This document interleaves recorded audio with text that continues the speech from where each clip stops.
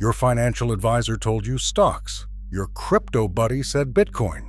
But the real winners from 2020 to 2022, they were buying Rolexes.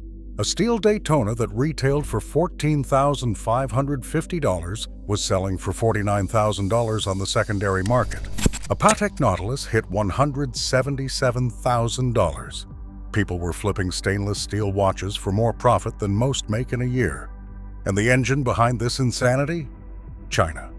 Chinese buyers flooded the market, treating Rolexes like real estate, like gold bars with leather straps.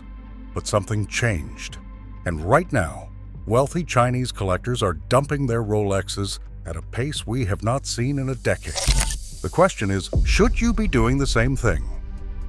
To understand why China is selling, you need to understand why China was buying.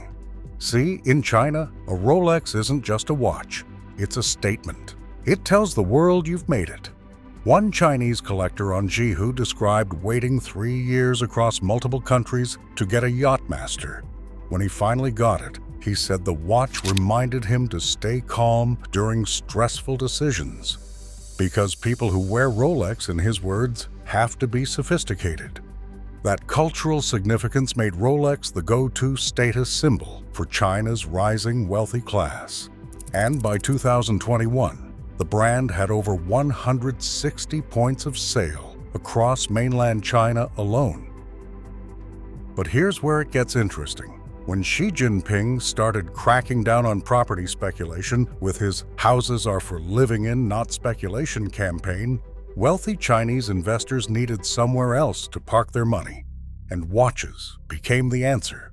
Portable, easy to transport across borders. And unlike property, customs officials either will not notice your Rolex or will not know what it is worth.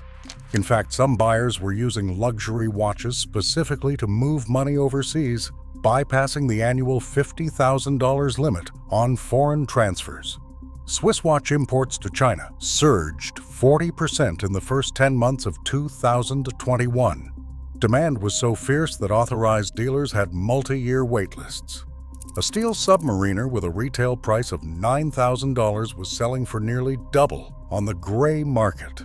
The hype was real, the money was flowing, and everyone believed it would last forever. But here's the thing about investment manias: they never do. The first warning signs came from Beijing itself. Xi Jinping's Common Prosperity campaign was not just about taxing the rich, it was about reshaping what wealth looked like.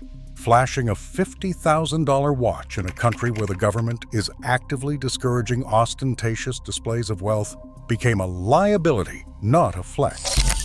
The phrase "luxury shame" started appearing across Chinese social media.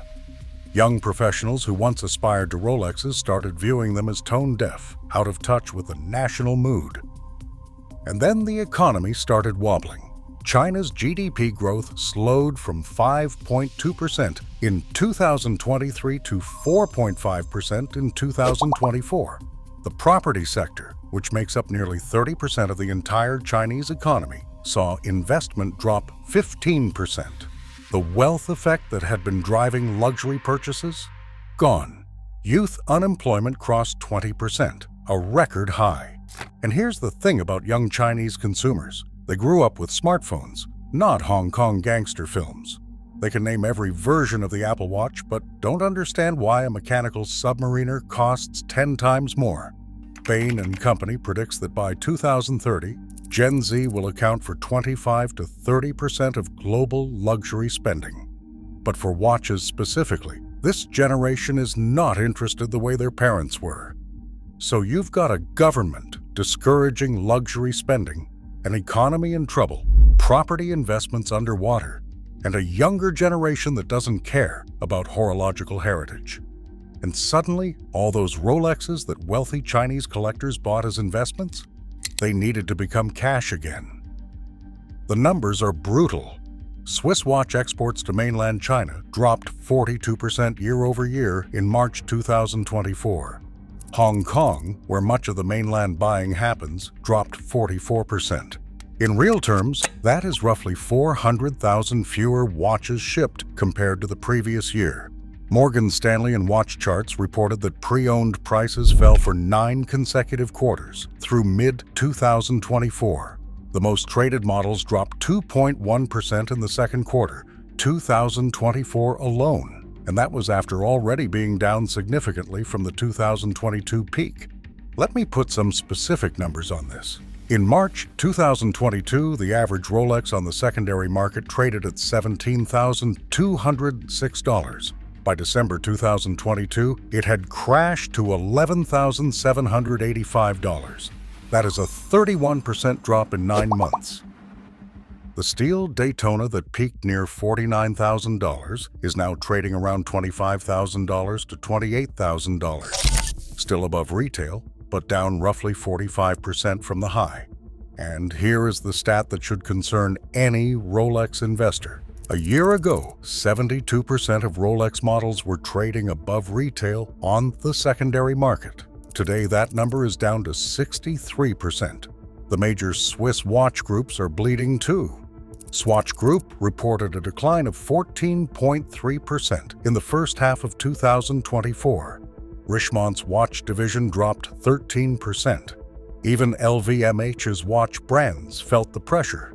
Meanwhile, Chinese social media is flooded with second-hand listings. Posts mentioning second-hand luxury spiked at the beginning of 2024 and have not come down since. Middle-class consumers who stretched to buy Rolexes during the boom are now liquidating to cover other expenses. Chinese authorized dealers have started lowering the additional purchase requirements for hot models. A few years ago, to buy a Daytona in China, you needed to purchase roughly 250,000 renminbi worth of other items first. By late 2024, that threshold dropped to 220,000 renminbi. Stores are nervous. Rolex itself announced plans to close its Guangzhou service center and to eliminate front desk reception at its Beijing facility. The official reason is restructuring distribution, but the timing tells a different story. Now, to be fair, the free fall has slowed. Prices stabilized somewhat in late 2024 and into 2025. But stabilization at 30% below the peak is not a recovery. It is a new normal. So what does all of this mean if you own Rolexes, or if you are thinking about buying one? Let's start with the uncomfortable truth. The market boom from 2020 to 2022 was driven by speculation, not fundamentals. Stimulus checks, crypto profits, and yes, Chinese capital flight all pumped money into a market with limited supply. Those conditions do not exist anymore. Crypto crashed, interest rates rose, and China, the second largest market for Swiss watches, went from buying aggressively to actively selling. Now, if you zoom out far enough, Rolex has been an incredible store value.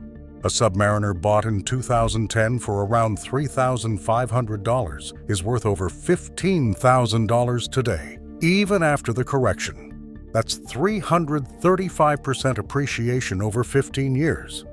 But there is a massive difference between buying a watch you love and plan to wear for decades and buying a watch to flip in 18 months.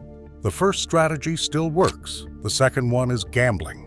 Here is what the data tells us right now. Several Rolex sports models are trading at or below retail for the first time in years. The two-tone Submariner with the black bezel, the root beer GMT, and some white gold Daytonas are all available on the secondary market for less than you would pay at a boutique. For collectors, this is actually great news. The speculation has cooled. The flippers have moved on. And if you genuinely want to wear a Submariner or GMT Master, you can now buy one without paying the hype tax. But if you bought Rolexes as investments during the boom and you are sitting on losses, you need to ask yourself a harder question. Do you believe Chinese demand will return to 2021 levels? Do you believe Gen Z will suddenly develop a passion for mechanical watches? Do you believe another speculative mania will pump prices back up? If your answer is no to those questions, then selling now and locking in a smaller loss might be smarter than hoping for a recovery that may never come. The smart money in this market is not panic selling, but it is also not buying for appreciation. They are buying watches they want to wear at prices that finally make sense from a market that has returned to reality. And they are avoiding the models that benefited most from speculation. The weird dial colors, the limited editions, the pieces that only made sense when someone else was guaranteed to pay more next month. Those are the watches that have the furthest left to fall. The China Rolex dump is not the end of Rolex. The brand makes over 10 billion Swiss francs annually and is not going anywhere. But it is the end of a very specific era, the era where Rolexes were treated like lottery tickets instead of watches, where speculators drove prices to levels that made no fundamental sense, where China's appetite seemed infinite. That era is over, and if you adjust your expectations accordingly, there are actually some incredible opportunities right now for people who love watches for what they actually are. If you want to see which specific Rolex models are worth buying right now, and which ones still have room to fall, click the video on screen to watch it. If you made it this far, subscribe. We break down the watch market so you do not have to guess.